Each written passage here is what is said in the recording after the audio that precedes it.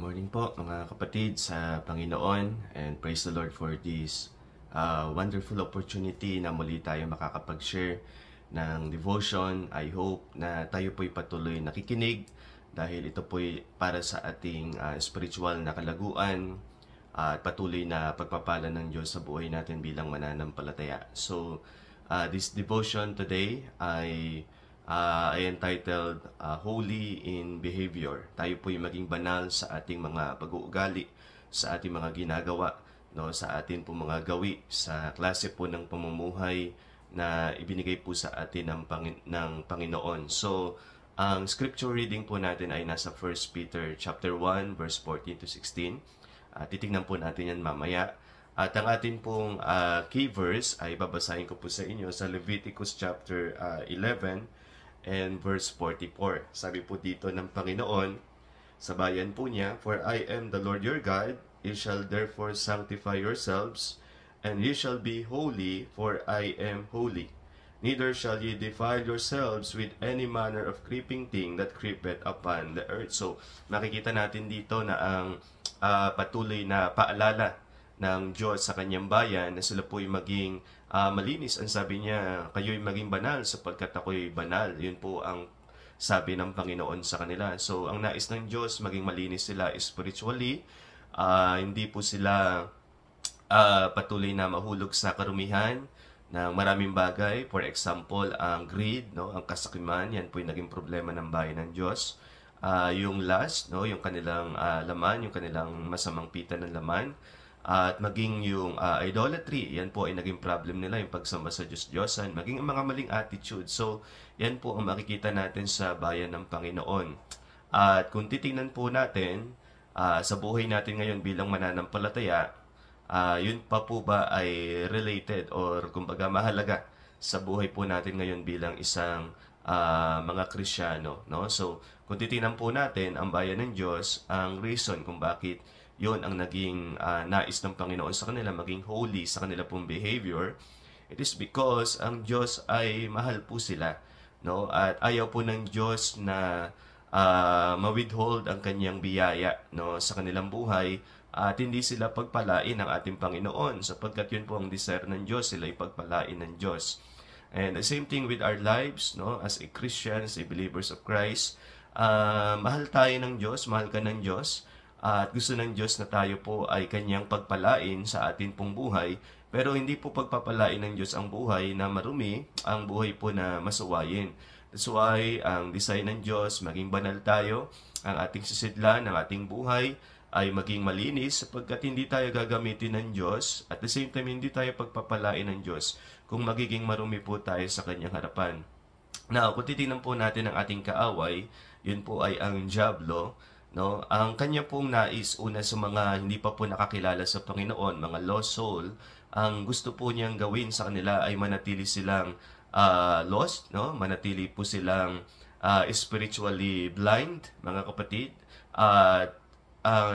Sa Diyos sila po'y maging estranghero, no? Yun po ang gusto ng Diablo sa kanilang buhay. At sa atin pong mga mananampalataya, ang devil po is our adversary. Sabi nga po sa James, your adversary, the devil. So, ibig sabihin po nun, ang Diablo is your personal enemy. Now, kung titignan po natin, hindi naman po siya all-present. Wala po siya sa lahat ng dako. Pero bakit gumagawa po siya sa buhay ng napakaraming mananampalataya? It is because meron po siyang demonic forces, no, na siyang patuloy na nagkukos ng temptation sa atin upang tayo po ay magkasala sa Diyos. At the same time, tayo po'y kanyang inaakusahan sa Father. Siya rin po ay accuser of the brethren. Yun po ang sabi ng Bible. Kaya, pag tayo po'y nagkasala, makikita po natin yung mga bulong ng kaaway. Lalo na po pag sa mga panahong tayo ay patuloy na nagkakasala or tapos ipinagpipray natin sa Diyos, patawarin tayo ng Panginoon, linisin tayo ng Diyos, patawarin tayo ng Diyos, baguhin tayo ng Diyos. And then yet, the same sin ay patuloy nating nakukumit, patuloy nating nagagawa sa Panginoon. So, pag patuloy po natin yung ginagawa, ano na po yung nagiging bulong ng Diablo sa atin? Inaakusahan po niya tayo na wag nang lumapit sa Diyos sapagkat nagkakasala din naman tayo, no? paulit-ulit na lang rin naman, hindi na tayo kayang baguhin ng Panginoon or hindi na tayo magbabago. So yun ang nagiging bulong ng diablo sa atin. At gusto ko pong sabihin sa inyo, yung mga ganong bulong, of course that is from the devil, at yun po ay directly galing po sa impyerno, galing po yun sa kaaway po natin. So napakahalaga po, pakinggan natin ang salita ng Diyos. Sabi nga po sa 1 John 1:9, pag tayo po ay nagkasala, ipahayag natin ang ating kasalanan sa harapan ng Diyos, sapagkat tapat ang Diyos, patatawarin niya tayo at lilinisin niya tayo sa ating kalikuan. Mga kapatid, magkasala ka man, napakahalaga po, ang pinaka-the best na solusyon na yung gagawin, wag kang makinig sa sasabihin ng diablo. Ang gagawin mo ay lumapit ka sa Diyos, humingi ka ng tawad, humingi ka ng lakas sa pagkilos ng banal na Espiritu Santo. Wag mong susubukan magbago.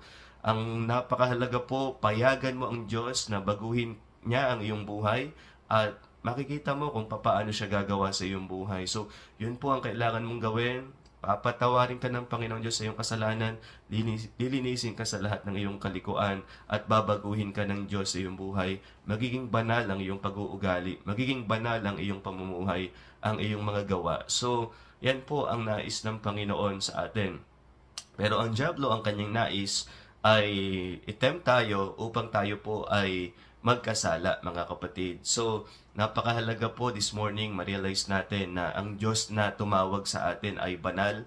Kung titingnan natin sa 1 Peter chapter 1, no, makikita po natin dito. In 1 Peter chapter 1 verse 14, sabi po ni Apostol Pedro, "As obedient children, not fashioning yourselves according to the former lust in your ignorance." So, huwag na natin gawin yung mga dati nating ginagawa nung hindi pa po tayo nakakilala sa Panginoon. Kung tayo masunuring mga anak ng Diyos. Sabi po sa verse 15, "But as which He hath called you is holy." So, Diyos ang tumawag sa atin. Siya po'y banal. Sabi po dito, "So be ye holy in all manner of conversation." So tayo na po'y maging banal sa lahat ng conduct natin, sa lahat ng behavior natin, sa lahat ng ginagawa natin, sa lahat ng atin pong pag-uugali. Sabi sa verse 16, "Because it is written, be ye holy for I am holy." So yan po ang design ng Panginoon, sapagkat pag tayo po ay nagkakasala, yung biyaya ng Diyos sa ating buhay na dapat nagkukos sa atin ng pagpapala, yan po ay nahahadlangan, mga kapatid. Yan po ay napipigilan yung pagpapala, yung flow ng biyaya ng Diyos sa ating buhay. At the same time, yung spiritual insight natin, yung makita natin yung mga nangyari sa buhay natin bilang mananampalataya, yan po ay lumalabo, mga kapatid, dahil po sa ating kasalanan. Kaya isang tanging paraan lamang po ang mabuhay, yun po ay ang mabuhay ng malinis, may debosyon sa Panginoon.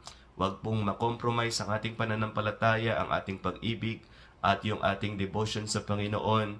Dahil ang nais ng Diyos ay pagpalain ka, ang nais ng Diyos ay sumagana sa iyong buhay ang kanyang biyaya, mag-flow sa iyong buhay ang kanya pong biyaya. So, napakahalaga po, magpasakop tayo sa Diyos, humingi tayo ng tulong sa Diyos, ng lakas sa Diyos, na ingatan po niya tayo sa tukso, na hindi tayo magkasala, at tayo po ay maging banal sa atin pong mga pamumuhay, sa atin pong ginagawa. Saglit po tayo mag-pray. Our Father in Heaven, I pray na ingatan niyo po ako sa temptation, na hindi ako magkasala. Linisin niyo po ako, O Diyos, patawarin niyo po ako. And I pray, O Father, na ako po ay mabuhay ng may kabanalan. Sa pangalan ni Jesus, Amen.